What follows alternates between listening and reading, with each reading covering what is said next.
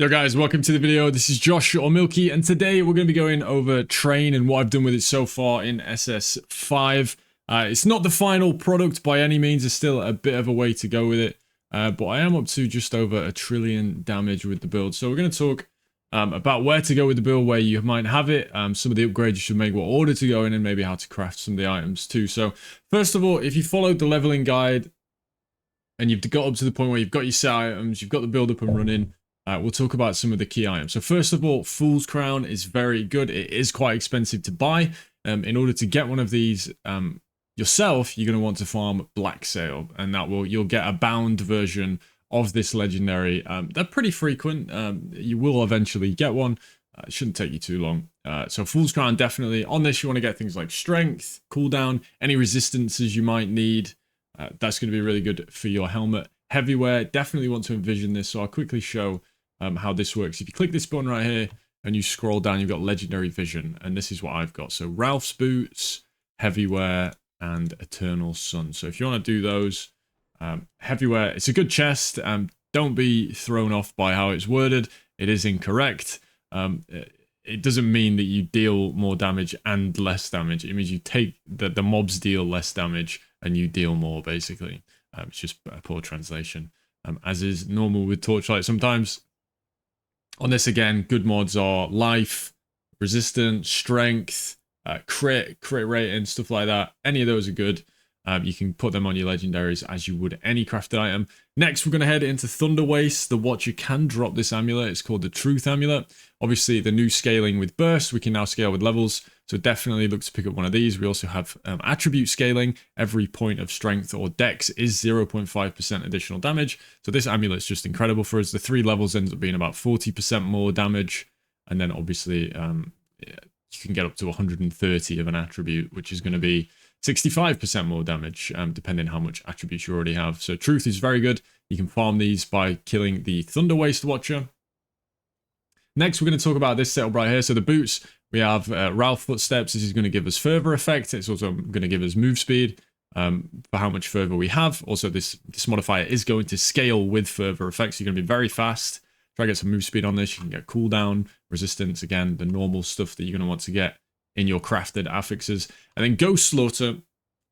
These you need to farm by running God of War. Again, very expensive to purchase, but if you farm God of War, you will definitely find yourself a pair. And the reason these are so good is this additional attack damage does appear to be additional attack damage, not just plus attack damage. So what happens is your fervor effect is going to scale your additional damage. So baseline, these are going to give you 33% more damage.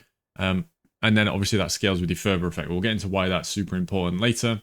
As for belt, this is kind of placeholder for me right now. I am considering using an Eternal Sun because of the vast amount of life regen it gives. Obviously, Ghost Slaughter does consume a lot of life and energy shield per second. You can sustain this to a degree with things like regain. I'm using a Frost Spirit as well. You don't need to use Frost Spirit. I managed to sustain without it, but we'll get into why I'm using Frost Spirit just in a second. And then the belt is going to be just minus damage taken, resistances, cooldown, the usual stuff. Again, life, resistance, cooldown, reduced damage taken, anything you might need. And then we'll go on to rings. Attributes, obviously, like I said, with the amulet, strength and dex does scale our damage, 0.5% per point. Then resistance, crit damage is very good here, life. And you can also, with profound dream crafting, get vulnerability as an implicit on these rings. Now, it is quite rare, but if you are fortunate enough to hit, you can definitely put it on. It's going to increase your damage by, I think it's like 17% more damage or something like that, which for just an implicit, it's pretty good. And then the rest you want to craft this way. And then the hammer obviously being the big one. This is the first thing you want to go for. It doesn't have to be, you know, quad T0 like I've got. What you're going to do is start with Focus Strike. You're going to go to the auction house, buy yourself a hammer with Focus Strike. Pay attention to the base that you get. You're going to want to get one of the better bases, and by what I mean by that is one of them with a higher base physical damage. So each weapon comes with obviously a set amount of base damage. These ones higher up the list have more. So Vindicator or Vanquisher, you can even go as low as Conflict, but I would hesitate to craft these too well if you're going to go further down this list. But if you're looking for an entry level one, do feel free to to go for these. But if we look at Focus Strike, I do believe it's quite expensive right now. To purchase one of these bases, you're going to have to spend a fairly decent amount because you want to get it as a priceless item. We can do it by going item level 100. And yeah, obviously they're a bit more. These are all crafted. So getting yourself a base to start with is quite expensive. But you can't really give up. You can give up the Focus Strike, but it is 40% more damage. So do what you can with that. You can slam on Focus Strike later and start with a different modifier. If I said we start with the physical damage added to gear instead, you do want to make sure you get in the hybrid modifier, which is the fizz and chance for knockbacks. Might be a bit less. Yeah, there you go. You could buy one of these. What you're going to do then is lock that modifier and re-roll until you hit either the movement speed mod or the other gear fizz mod, or if you're lucky enough you could roll into Focus Strike. Then lock those two mods. So you would at this point have fizz, gear fizz, lock them both, re-roll for the other mod, in this case additional attack cast and move speed, and then you want to ultimate ember them both if you're going for like a really good hammer. And you're gonna have to hope that you remove the other two modifiers that aren't the good ones that you've targeted, right? So then you'd have a hammer that looks like this. You'd have the fizz, this mod, and then you could slam on the other items with targeted processing. Is expensive. It obviously costs an awful lot. The ultimate embers are expensive. Slamming onto a two-hander is expensive, which is why it's better to start with the Focus Strike, because it is one of the more difficult mods to slam with targeted processing.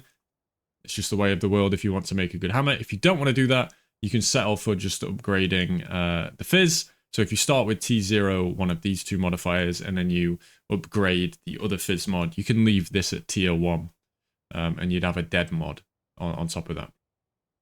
So that's how you go about the hammer. In terms of memories, this is a very important part of your build. It's a lot of damage. I don't have Abyss Relic right now. What you want is Rage on hit, and then the additional burst cast. It does cost more Rage. We'll talk about how we're going to sustain that later in a moment. But this is a pretty decent relic. Obviously, it's like 110% more crit damage, and then 5 Rage on hit. You do need the Rage on hit to sustain. This is like Abyss damage relic, 15% additional, and then 22.5 additional there. And then I've got Rage on crit here with the 22.5% additional melee damage here. And then I'm using End of the Hero. This is a very late game option if you can pick one up. If not, just use any, just use another one of these or something close to this if you can get it. And you're going to do a lot of damage. But this is a big damage increase, as this does make you do 80% additional damage at the cost of 10% life per second. Which is why if we go into skills, I am using Frost Spirit. So Frost Spirit grants you 5.4% max life and energy shield per second. This is scaled by superpower, which makes it go up to about 8%. So we are able to sustain the life cost. And now let's talk about the fervor though. So Focused Impact got changed this season. It now grants you the effect of Euphoria, which gives you 208% fervor effect. And this is scaled by your Empower skill effect. So we're getting 52% from Mania, which take this up to like 310 or whatever. A bit more than that, 320. Which then scales the damage we're getting from our gloves. So if this is giving us 33%, we've got 300% on top of that. So that goes up to 120%. And you can start to see how this is a massive damage increase for the build. So definitely something you want to pick up early on. And in order to automate this, because if you see, if I'm riding around and activate Focus Strike, it actually takes me out of my Savage Charge. But if you use the activation medium that I've shown here, which I'm using Elite, it will trigger the skill when you are in range of an Elite, and you'll have this buff up basically all the time. Blurry Steps is for movement speed. Bull's Rage is a huge amount of damage. Don't skip on this. Life Source, keep you alive. And then Savage Charge. Now, importantly, I have Mark on hit on my gloves as an implicit. If you don't have this, you need to drop one of the supports. I would recommend to drop Blinding and take the Mark support instead for the additional damage. Don't forget to do that. It's a lot of damage if you don't have Mark on your gloves. Put it in your supports because it's a huge, it's like 40% more damage. Make sure you do that. Then we have our candles. You do need a sealed mana candle for the way that I've got it set up right now in order to fit in all these auras. You'd have to drop maybe Imbued buff or protection field, or maybe even superpower in order to fit everything if you don't have any aura seal. And then +2 physical skill level is a massive multiplier for the build. It's the best mod in terms of damage. Obviously, eventually you'd want a 2 or 3 mod candle. But for now, we only have a 1. Then for slates, I do have my prairie. That's what I farmed out today. But the best mods, I'll just tell you what the best mods to look out for is. And it's basically just levels.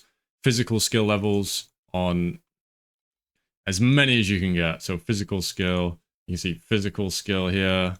Physical skill, that's all you want on basically everything. And then additional damage for 2 seconds after using mobility skill, or additional damage to enemies in proximity is very good. Also, you can get like +1 all skills. You can get this cooldown recovery speed. Ends up being a lot of damage. That's exactly what you want to go for. As many levels as you can get. I mean, a perfect world, you would have +1 fizz on 3 corners, and then you just use prairie and sparks to duplicate the +1s. For my pedigree, I've gone with an impending, and I managed to get this with +8% additional damage. This was just cheap. It was like 150 FEs. There probably won't be any that are this cheap anymore, because people normally use rushed, and impending was just really cheap. But alternatively, just get more +1 slates or +2 slates if you can manage it. So that's it. That's where I'm at right now. Definitely think this build can go up to 5 trillion. I still have a lot of upgrades to make. Obviously, like it looks like the gear is pretty good, but there are a lot of mods missing, especially on the legendaries. There's the potential to get another 3 levels on my amulet. I'm missing cooldown on my boots. There's +2 levels missing off my gloves. There's corrosions missing. The chest, I might eventually switch the chest if I can think of a better alternative damage-wise. There's definitely things to be said about that. And then obviously I want to try and incorporate the Eternal Sun too, to maybe make up all that life that we're spending between the gloves and the memory. So that's where the build's at right now. If you're playing the build and you're enjoying it, that is my current update. There will be a planner in the description as well as my build code. If you also want some farming strats, I will link the sheet. There's some farming strategies on there. I'll also make a video on those soon. But for now, that is a train update, and I will see you in the next video.